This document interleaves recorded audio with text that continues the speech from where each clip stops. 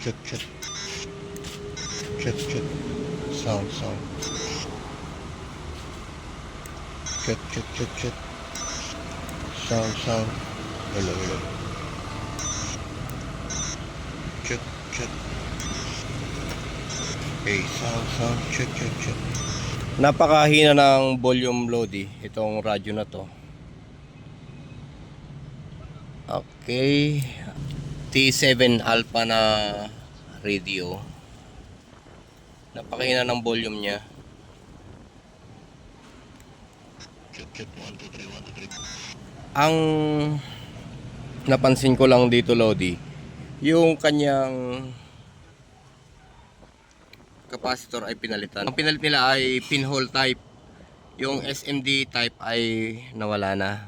Pero dito sa may EF filter, ang nakalagay ay 100 UF 16 volts.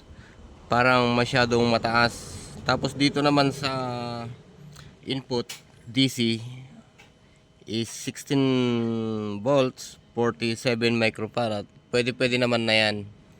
Pero ito kailangan mapalitan siguro ng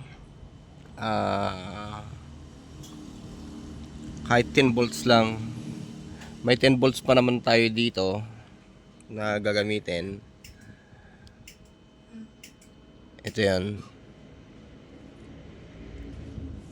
Subukan natin ikabit yan. Kasi napakahina ng volume. Baka masyadong mataas tong ginamit na filter dito. So susubukan nating tatanggalin Lodi. Nagpalit pala ako ng IC niya sa audio IC. Kasi nag-iinit na yung kanyang dating IC, which is yung ang number ng IC is 7368. Ayun, 7368 tong IC na to. Audio IC yan. Nag-iinit eh. Tapos nung pinalitan ko ng medyo maganda-ganda yung temperatura na IC, ngayon naman ay mahina yung audio. Mahina pa rin yung audio. Sound check. Sound. Hello. Check. Napakahina. Ngayon subukan nating palitan ng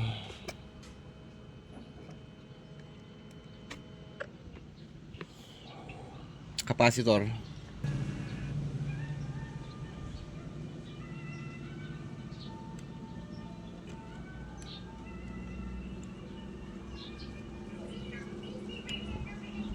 Pinhole Lodi yung nilagay nila. Pilit nilang pinagkasya yung pinhole. Pwede naman to kung parehas yung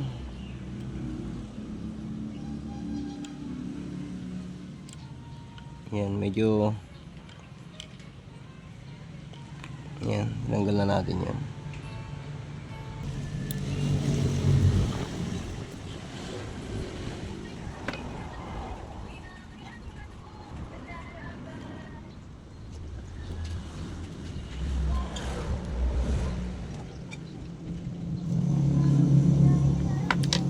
Ngayon naglagay tayo ng 10 volts 100 microfarad na capacitor. Subukan natin.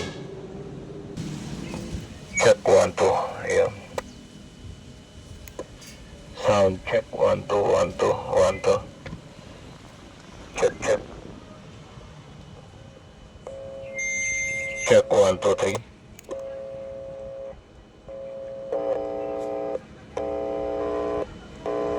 Ayun, lumakas siya.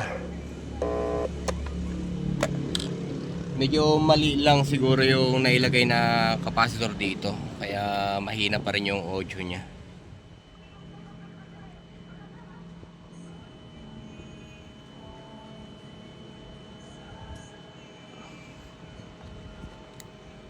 Check 1, 2, 1, 2, 3. 1, 2, 3, 4. 1, 2.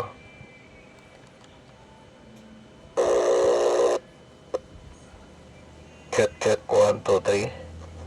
1, 2. 1, 2.